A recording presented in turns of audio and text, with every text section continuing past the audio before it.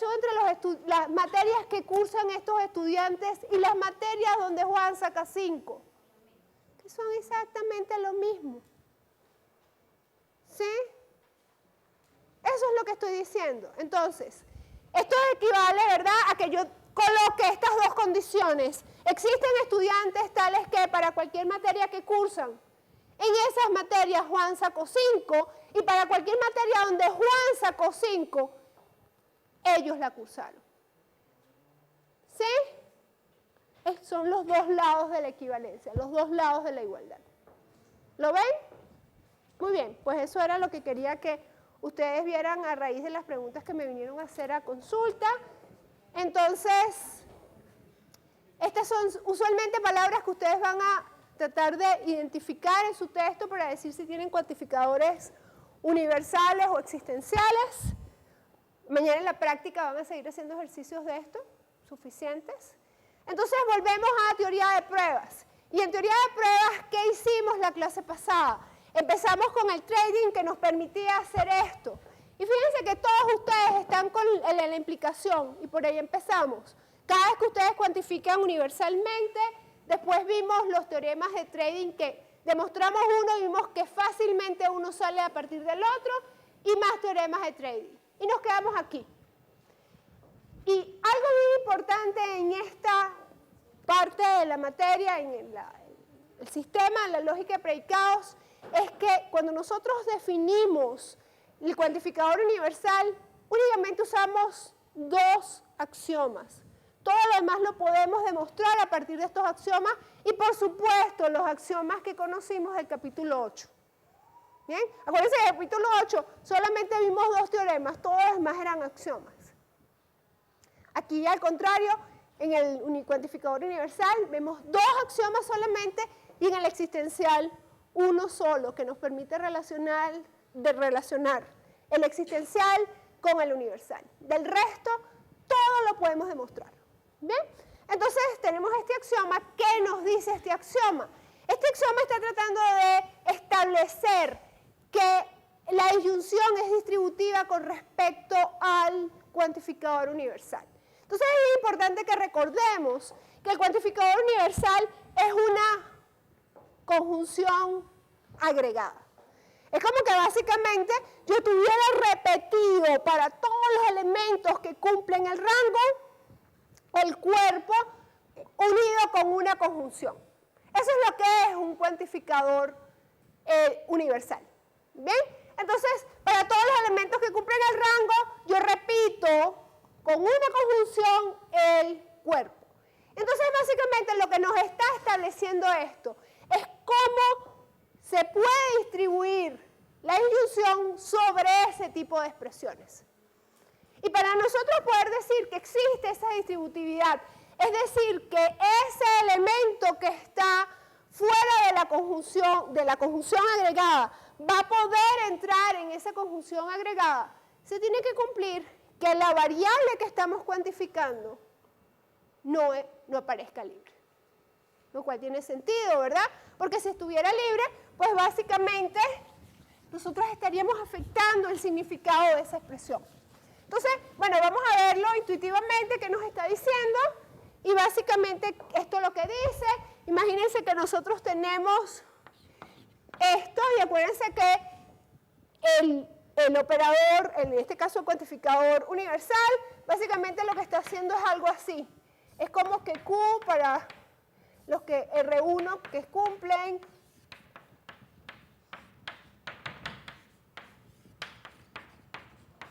¿Ok? Vamos a suponer que estos son todos los que cumplen R. Básicamente lo que me está diciendo, ok, tú vas a poder agregar esto, perdón, vas a poder distribuir esto, pero a condición de que no aparezca libre la variable que estás cuantificando en el cuantificador universal en la expresión P. ¿Bien? Y eso es lo que nos está diciendo ese axioma. Nos está estableciendo cómo lo vamos a poder distribuir. Después, existe un teorema que se deriva directamente de ese axioma, que básicamente es un caso particular. Y es un caso particular donde básicamente lo que nosotros tenemos en esta expresión, ¿verdad? Es una expresión donde básicamente el cuerpo es true. Entonces, bueno, vamos a tratar de demostrarlo, se demuestra fácilmente para entonarnos un poco con las demostraciones y porque realmente en casi que todas las pruebas que vamos a ver en este capítulo, este teorema se usa. Entonces, yo sé, nuevamente, no ocurre libre X en P y básicamente me dice que si yo tengo para todo R de P, eso es equivalente a que hubiera distribuido P, pero el rango true y en el cuerpo no R. Entonces, ¿a quién se le ocurre cómo puedo hacer esta demostración? ¿De dónde parto en esta demostración? ¿De dónde? ¿De? ¿Es una equivalencia? ¿Cuál método de prueba me dicen que voy a usar? Ok, entonces básicamente me están diciendo el método donde partimos. ¿Y qué hago con esto? Y quiero llegar, ¿verdad? A que tengo P. Ajá, ¿qué hago?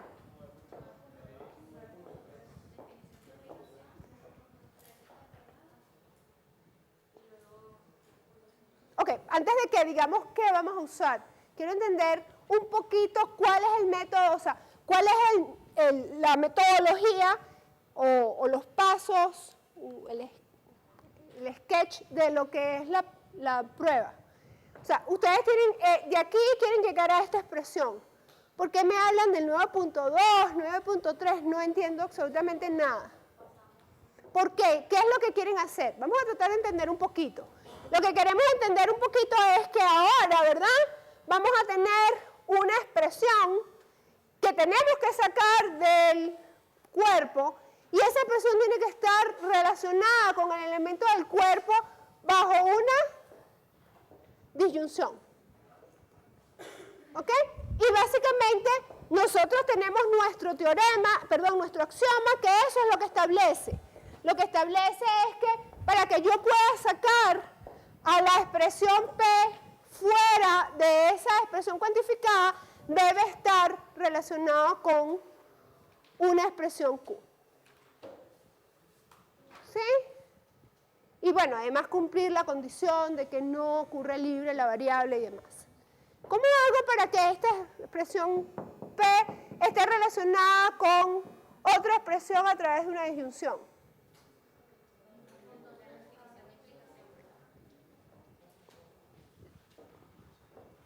¿Qué nos dice el 9.3?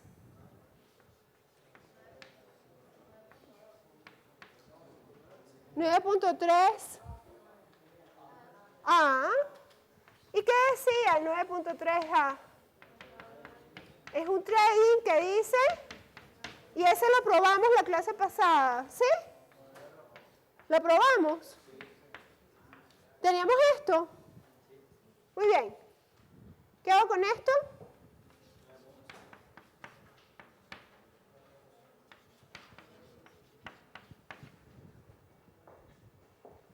¿Qué hago con esto?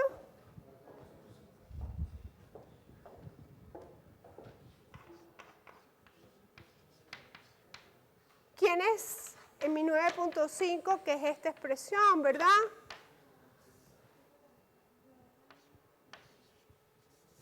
Ya, vamos a ponerlo con orden. P, O para todo, R, Q.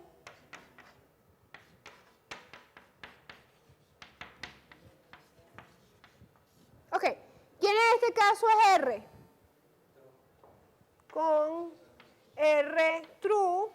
Ajá. P. P es P, Q. No R. Ajá.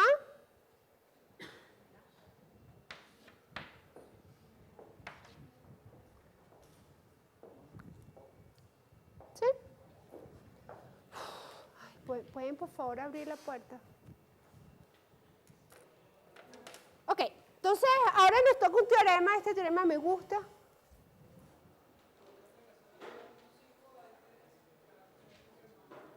Ah, por supuesto, disculpen, eso es súper importante.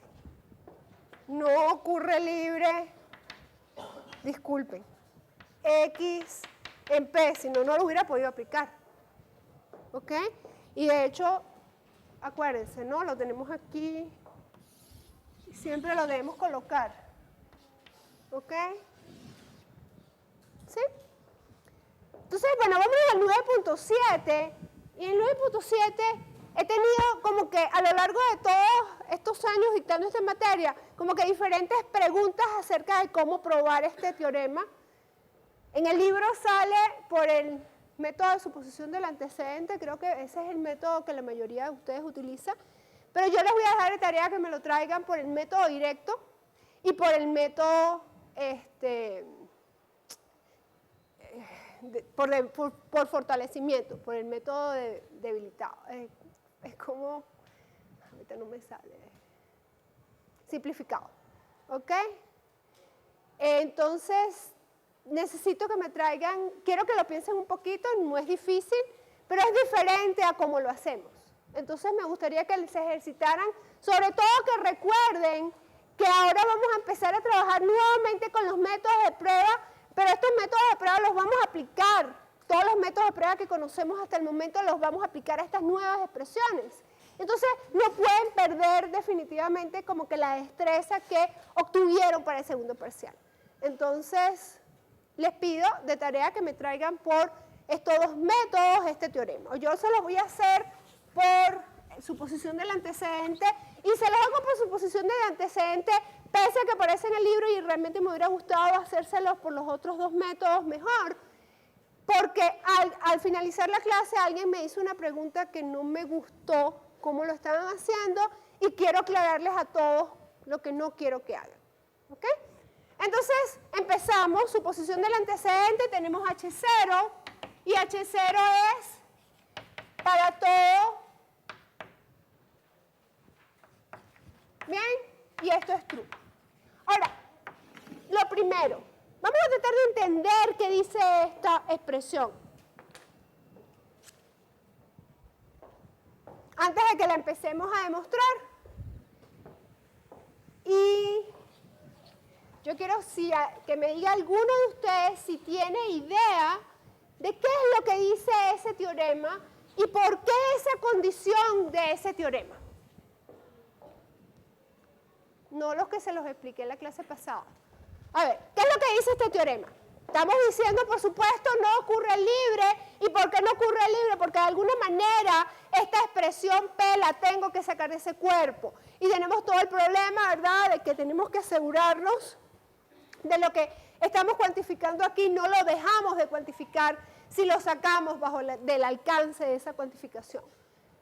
Entonces, por ahí como que tiene sentido que aparezca ese no ocurre libre. Pero mi pregunta es, ¿por qué creen ustedes que existe este antecedente, esta expresión que está condicionando esa equivalencia que existía naturalmente en la conjunción? Porque en la conjunción sabíamos que era distributivo, ¿verdad? Pero aquí nos está diciendo, no siempre es distributivo. Ok, entendemos que tiene que estar el ocurre libre, pero se tiene que cumplir esta condición. Entonces, lo primero, ¿qué significa esa condición? ¿Qué significa el no para todo cuerpo true, no R?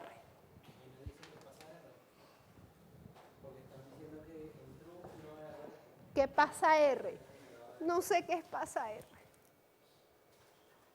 No sé qué es pasa R. A ver, por aquí. ¿Quién me puede decir por aquí qué significa no para todo X, rango true de no de R? Nunca se cumple no R. Todavía no he visto el nunca. Para ninguno. ¿Qué significa para ninguno? Es que no lo entiendo.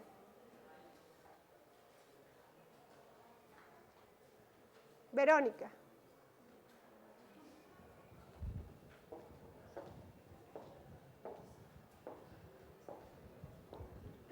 Antonio.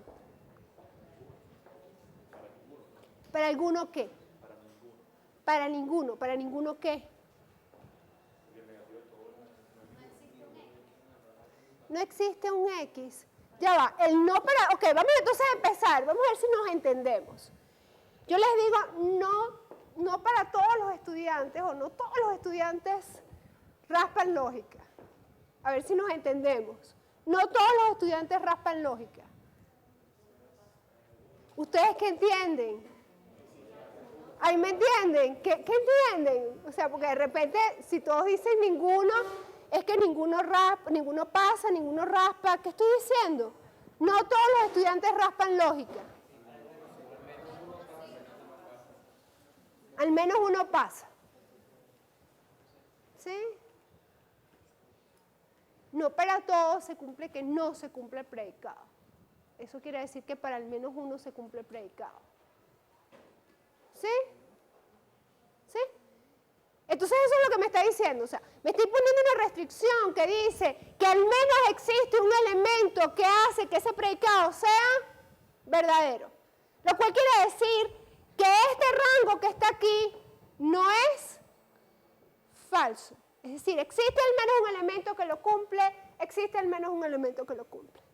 Entonces ustedes se preguntarán, bueno, pero ¿por qué esa condición?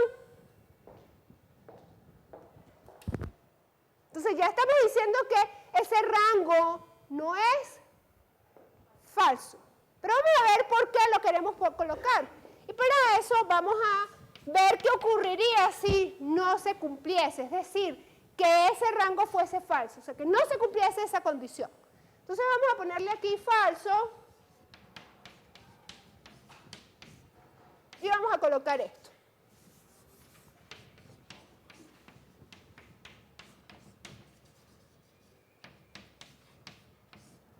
¿Sí?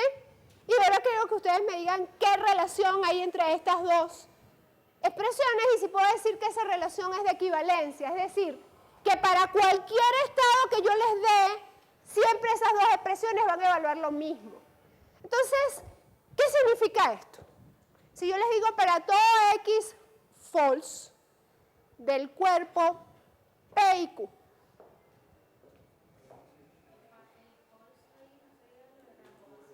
Rango vacío. Eso es lo que está diciendo, que el rango no es vacío. Entonces estamos viendo a ver qué pasa si el rango no es vacío. Perdón, si el rango es vacío. ¿Qué pasa con el rango vacío? No oigo. Domingo, estás muy callado, dime, ¿qué pasó? ¿No entiendes esta fórmula? ¿No entiendes qué quiere decir el teorema? Ok, vamos a empezar entonces por ahí, porque el teorema lo que me está diciendo, está estableciendo distributividad del I sobre el para todo. ¿Eso lo entiendes? Y básicamente está diciendo que es distributivo el I con el para todo, a condición de dos cosas. Lo primero es que X no aparezca libre en P. Eso se entiende, ¿verdad? Ahora vamos a ver qué significa esto. Y básicamente esto es lo que está diciendo, es que el rango no es vacío. Es decir, que existe al menos un elemento que cumple R. Ahora estamos viendo por qué. ¿Qué ocurriría si yo no pongo esa condición? Y si yo no pongo esa condición, vamos a ver qué pasa. Si se cumple esa equivalencia. Y aquí tenemos false. ¿Y qué pasa con el rango vacío de cualquier expresión? Es igual a el elemento identidad. ¿Y cuál es el elemento identidad en este caso? De la conjunción. ¿No oigo?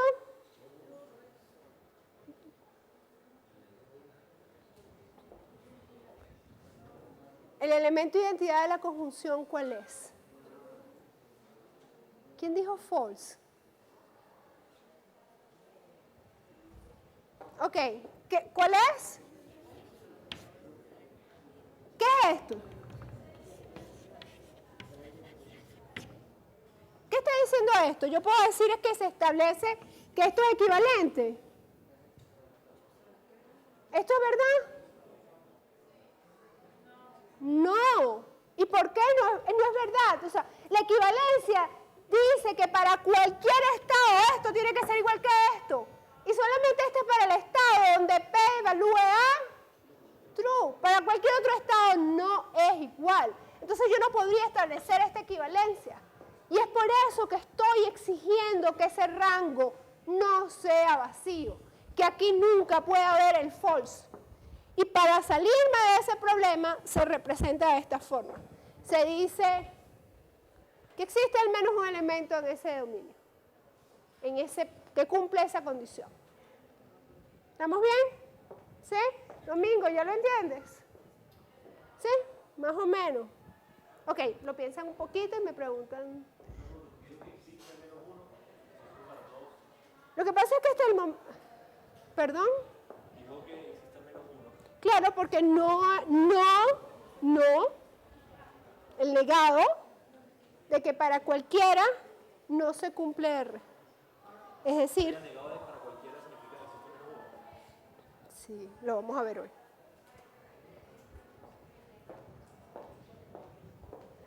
O sea, cuando yo te dije, no todos los estudiantes raspan lógica, o no todos los estudiantes no pasan lógica, tú entendiste.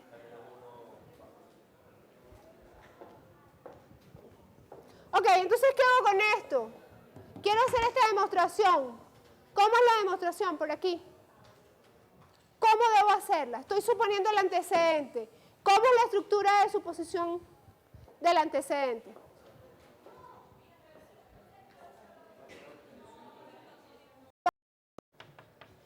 ¿Por qué quiero esto? Porque básicamente si llego por equivalencia, aquí no puedo habilitar, si llego por equivalencia de esta expresión a esta expresión, voy a poder concluir por el método de deducción extendido que aquí afuera esta expresión implica esa equivalencia entre estas dos expresiones.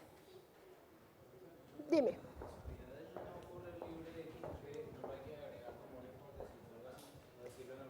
Es que si tú te pones a ver, todas esas suposiciones son hipótesis. Todas esas. Lo que pasa es que formalmente, o sea, yo tengo que decir aquí no ocurre libre. X en P. ¿Sí? Y lo tengo que usar en la aplicación, vamos a ver en qué momento. ¿Sí? Lo que pasa es que nosotros colocamos como hipótesis expresiones que estamos suponiendo como teoremas. Entonces, el no ocurre libre es un teorema, pero es nuestra hipótesis, definitivamente es una de nuestras hipótesis, claro que sí. Ok, ¿qué hago con esto? Estoy tratando de aplicar el método, ¿verdad? Ahora de que parto de un lado y llego al otro por equivalencia, solamente por equivalencia. ¿Qué se les ocurre? Y fíjense que han perdido ya soltura haciendo las demostraciones, porque les cuesta. ¿Sí? Por eso ya para el lunes tienen que tener todas las derivaciones listas. ¿Qué hago con esto? ¿Qué es esto?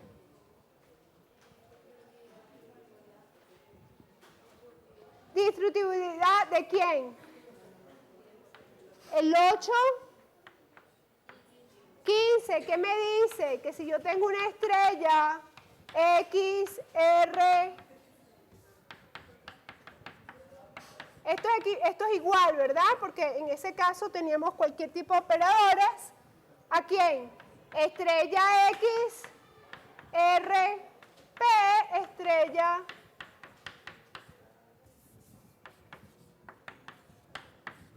¿Sí? Ahora, ¿quién es la estrella en este caso?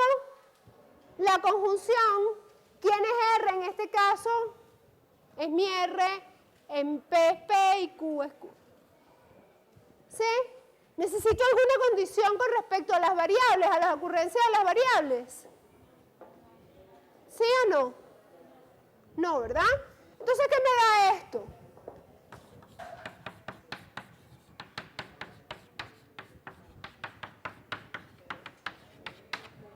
¿Sí?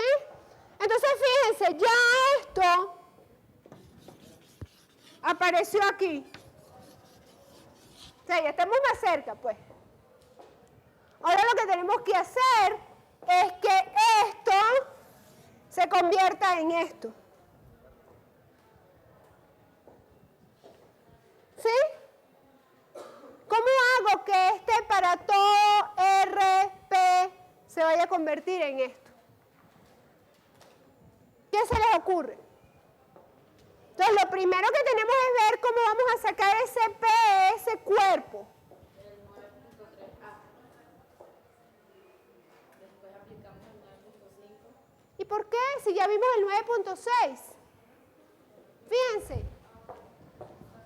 Ya vimos el 9.6 y el 9.6 me permite sacar de ese cuerpo, ¿verdad? A ese cuerpo que está ahí para afuera, a condición de ¿qué? De que la variable no aparezca libre en esa expresión. Y en ese caso eso es lo que se está cumpliendo. Entonces esto ya me permite por el 9.6, que básicamente lo que dice es esta expresión, ¿verdad?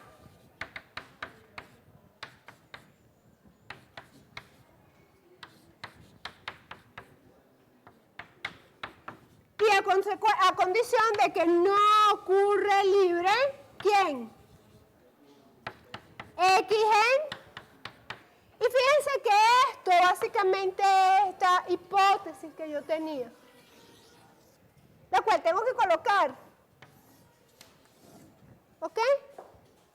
Ahí es que la estoy usando. Si no, no hubiera podido aplicar este teorema. Bien, ¿y qué me queda esto? Lo que me queda es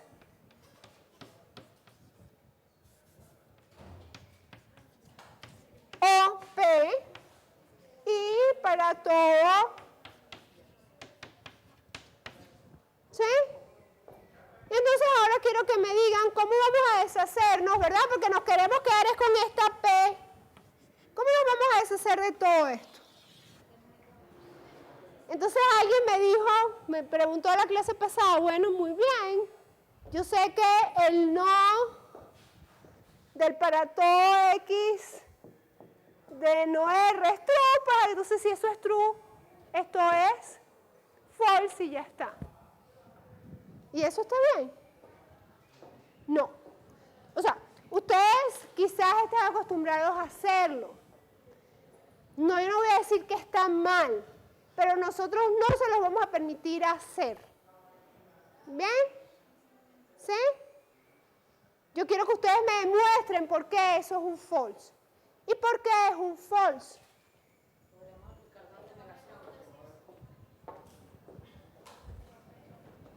Entonces hay muchas maneras de hacer esto, ¿verdad?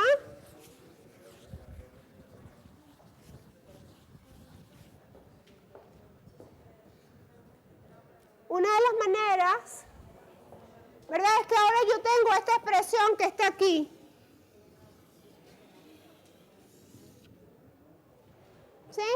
Y esa expresión, le voy a decir, esa expresión, o sea, la pongo entre paréntesis, esa expresión y true.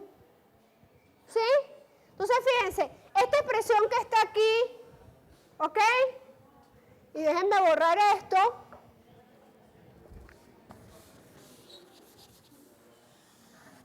Lo que quiero hacer es esto. ¿Cuál es? ¿Cuál es la identidad de la conjunción? 339. Y voy a tratar de ponerlo chiquito, ¿ok? Identidad del I. Y déjenme borrar esto. Y saben que me voy a ir para la otra pizarra, ¿ok? Básicamente, ¿qué es lo que quiero decir? Lo que quiero decir es que ahora tengo que ese para todo, no se ve si hago esto.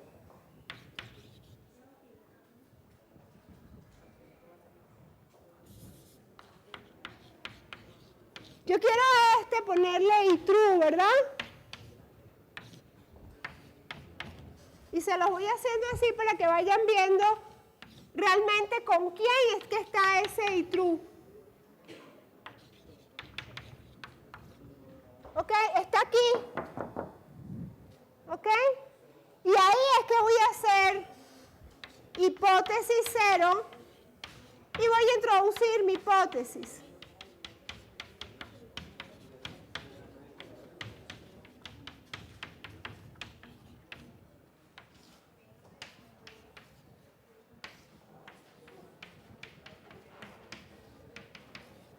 que aquí ustedes saben lo demás, ¿verdad?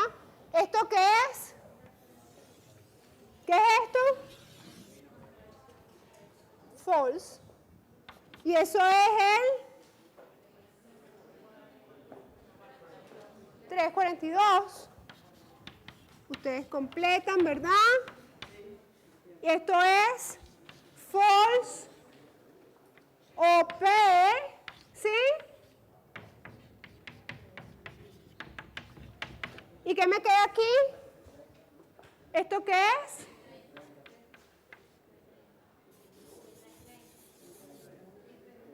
Identidad de long 330. ¿Y esto da? P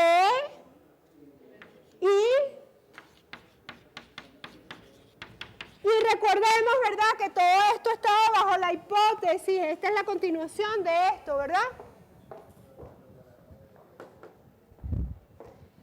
Entonces, al llegar aquí, ¿qué podemos concluir?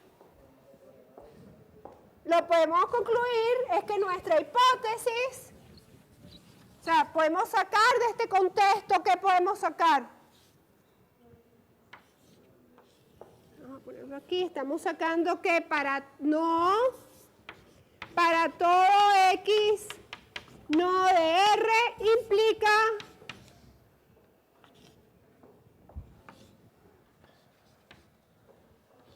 para todo X, R, P y Q, P y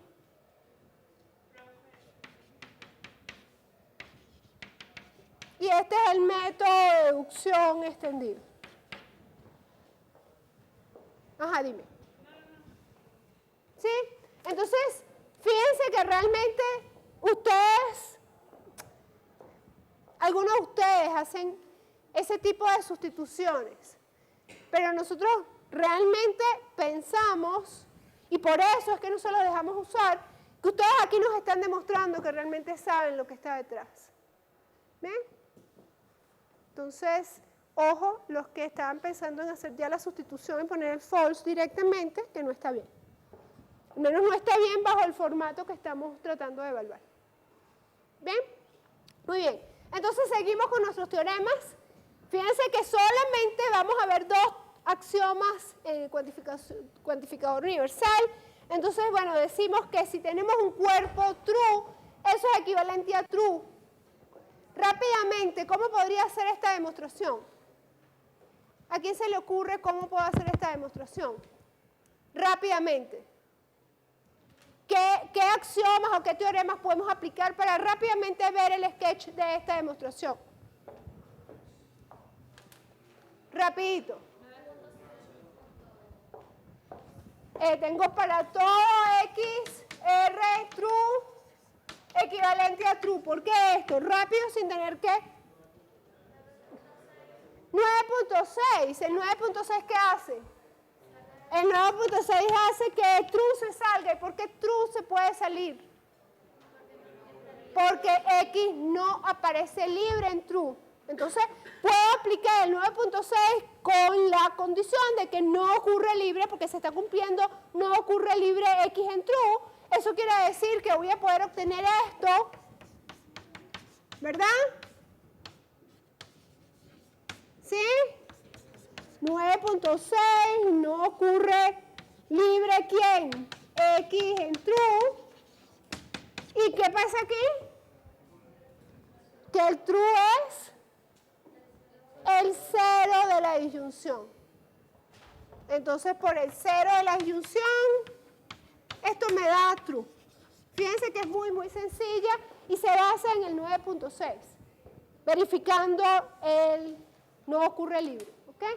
El 9.9 básicamente de alguna manera nos está permitiendo hacer una distribución de esa equivalencia. Esto les queda de tarea, ya empezamos a tener ejercicios de tarea. Y entonces aquí tenemos el debilitamiento, vamos a ver debilitamiento y fortalecimiento, y esto se los quiero explicar juntos, a ver si naturalmente me entienden qué es lo que les estoy diciendo. Entonces, a ver, si yo les digo, para todos los estudiantes que hayan aprobado el primer parcial, o hayan aprobado el segundo parcial, aprueban la materia. ¿Sí? Yo les estoy dando, estableciendo un conocimiento, estableciendo una situación. Y si yo me voy y les digo, para todos los estudiantes que hayan aprobado el primer parcial, pasan la materia.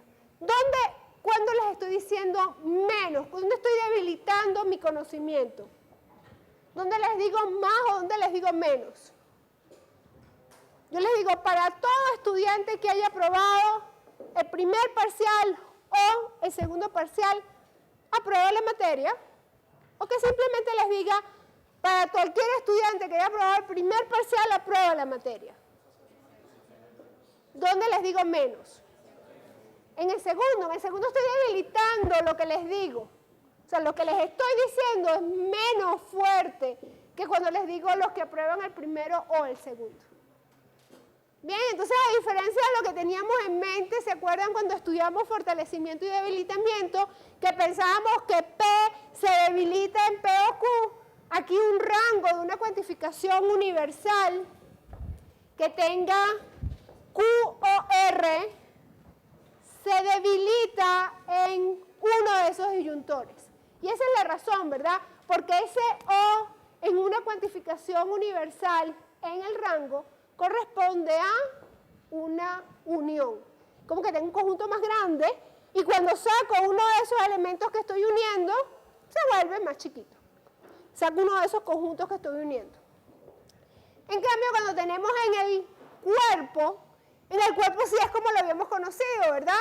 Que yo les digo, para cualquier estudiante que haya aprobado el primer examen de lógica, aprueba lógica y aprueba discretas. Si yo les digo eso, es muchísimo más fuerte que yo les diga, para cualquier estudiante que haya aprobado el primer examen de lógica, aprueba lógica. ¿Sí? Entonces, fíjense la diferencia con lo que habíamos visto y el por qué. Y básicamente vamos a hacer rapidito el sketch de esa demostración para podernos pasar a las otras propiedades y poder entrar con el existencial. ¿Qué hora es? Ok. Entonces vamos a hacer una de ellas, la primera.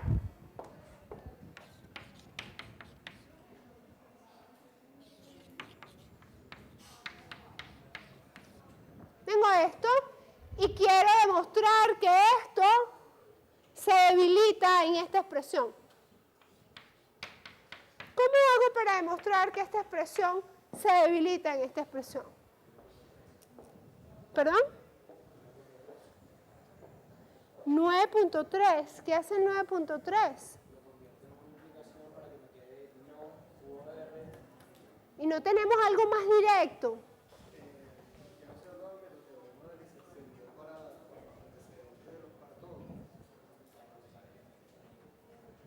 No tenemos algo más directo.